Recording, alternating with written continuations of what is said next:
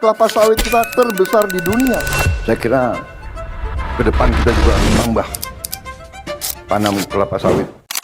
Hilirisasi.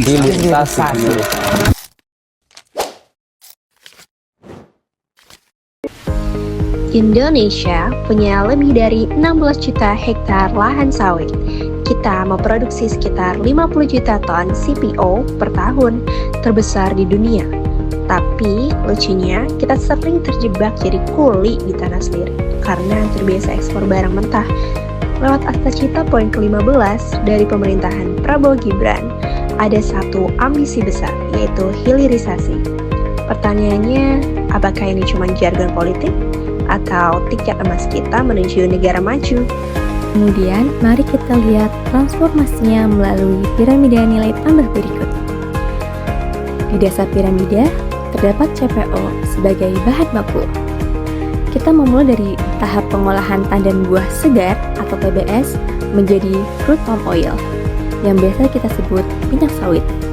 Sebagai bahan baku dasar, nilai tambahnya masih terbatas karena baru berada di tahap awal produksi. Di tengah piramida terdapat produk antara berupa minyak goreng. Melalui proses pemurnian seperti refining, bleaching, dan deodorizing, CPO diolah menjadi minyak goreng curah maupun kemasan. Tahap ini sudah meningkatkan nilai produksi dan menjamin kebutuhan pangan nasional. Dan yang terakhir dan paling tinggi ada di puncak piramida. Produksi hilir tinggi berupa oli kimia dan biodiesel. Inilah sasaran utama kita. Proses lanjutan mengubah sawit menjadi produk oleokimia seperti sabun, deterjen, serta biodiesel atau B35+. Di puncak piramida ini, nilai tambah dan harga produk menjadi melonjak drastis. Apa itu hilirisasi? Hilirisasi merupakan sebuah program pemerintah untuk mengurangi impor terhadap minyak sawit kita dan mengolahnya terlebih dahulu di dalam negeri untuk menjadi produk yang bernilai tinggi seperti biodiesel, minyak goreng, dan bahan kosmetik. Nah, lalu apa tujuannya? Tujuannya yaitu untuk meningkatkan nilai ekonomi hingga berkali-kali lipat, lalu untuk mengurangi ketergantungan kita terhadap impor energi, lalu untuk memperluas lapangan pekerjaan dengan pembangunan industri. Mandatory biodiesel sebagai fokus utama Akta Cita. Program ini dijalankan dengan cara mencampurkan solar dan minyak sawit.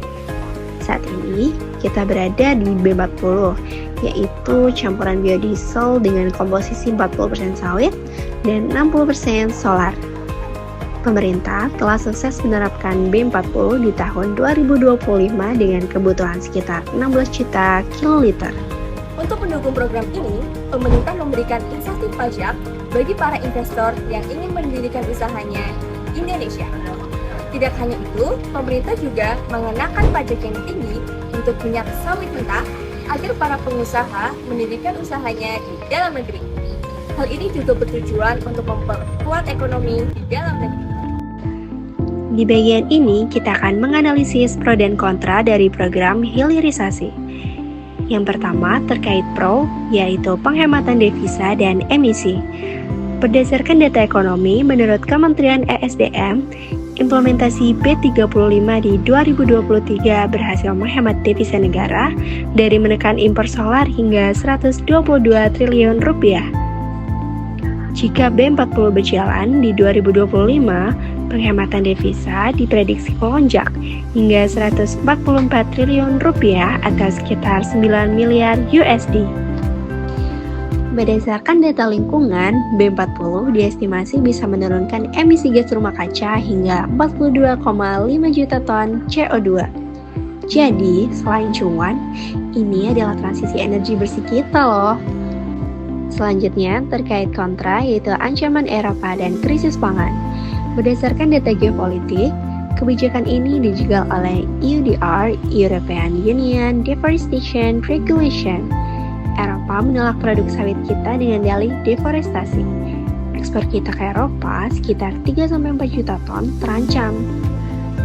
kita juga mempunyai tantangan atau keterkaitan tentang dilema pangan dengan energi terbarukan yang kita punya atau CPO. GAPKI mencatat produksi CPO kita stagnan di angka 50 juta ton per tahun. Jika 16 juta ton disedot untuk biodiesel atau B40, sisanya akan berebut dengan kebutuhan minyak goreng domestik. Jika tidak dikelola dengan baik, harga minyak goreng bisa meledak. Program biodiesel menjadi inti hilirisasi sawit. Saat ini pemerintah Indonesia sedang menerapkan B40. B40 ini artinya campuran antara 40% biodiesel dan 60% solar.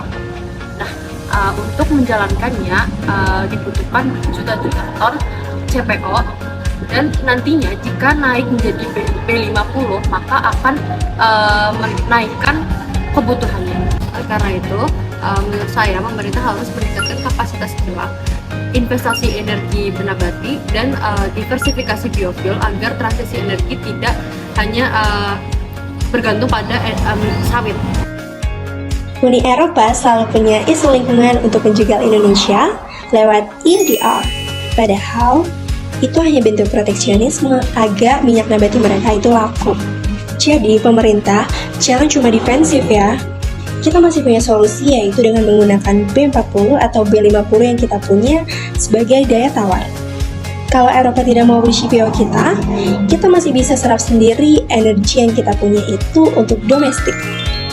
Tapi syaratnya, diplomasi sertifikasi ISPO atau Indonesian Sustainable Palm Oil harus diperkuat agar setara dengan standar global. Hilirisasi yang meningkatkan nilai tambah. Minyak sawit yang diolah menjadi biodiesel dan oleh kimia memiliki nilai ekonomi jauh lebih tinggi dibandingkan diekspor secara mentah. Namun ada satu resiko, yaitu jika minyak sawit dialihkan menjadi biodiesel sedangkan produksinya stagnan, maka industri pangan akan kekurangan bahan baku. Menurut saya, pemerintah harus memastikan 3 prioritas. Yang pertama itu minyak goreng domestik aman terlebih dahulu. Yang kedua, kebijakan domestic market obligation berjalan ketat. Yang ketiga, hilirisasi harus berfokus pada produk yang bernilai tinggi seperti oleh kimia dan biofuel yang generasi terbaru. Menurut analisis saya, berdasarkan apa yang sudah kita bahas, program hilirisasi ini tidak akan berjalan dengan baik apabila tidak menyelesaikan masalah dari hulunya. Sekitar 40% lebih lahan sawit dimiliki oleh petani kecil. Namun, jumlah produktivitasnya jauh lebih rendah dibandingkan perusahaan besar. Akibatnya, produksi nasional masih stagnan meskipun luas lahannya itu besar. Utama yang bisa kita lakukan yaitu mempercepat program peremajaan sawit rakyat atau PSR dengan cara mengganti pohon sawit yang tua, memperbaiki pembiayaan petani yang akan menjadi unggul. Dengan produktivitas yang lebih tinggi, maka produksi petani sawit akan bisa naik tanpa membuka lahan baru. Analisisnya, isu lingkungan masih menjadi tantangan terbesar dalam industri sawit. Banyak negara yang menilai bahwa ekspansi sawit dapat menyebabkan deforestasi dan meningkatkan emisi karbon. Padahal, jika sawit dapat dikelola dengan baik dan berkelanjutan, maka akan menghasilkan energi yang lebih ramah lingkungan. Solusi dari saya, riset harus lebih fokus pada pemanfaatan limbah sawit. Contohnya di PUME, Palm Oil Mill Elsewhere. Limbah ini bisa diolah jadi biogas dan bioenergi, sehingga energi yang dihasilkan tanpa harus mengorbankan bahan. Jadi, hilirisasi dalam program Astasita bukan sekedar soal ekspor atau biasa, tapi strategi besar untuk mengubah komoditas mentah menjadi kekuatan ekonomi. Jika berhasil, Indonesia bisa menghemat devisa, memperkuat energi nasional, dan menciptakan industri baru. Tapi jika salah kelola, resikonya juga besar, mulai dari konflik dagang, kenaikan harga minyak goreng, hingga masalah lingkungan.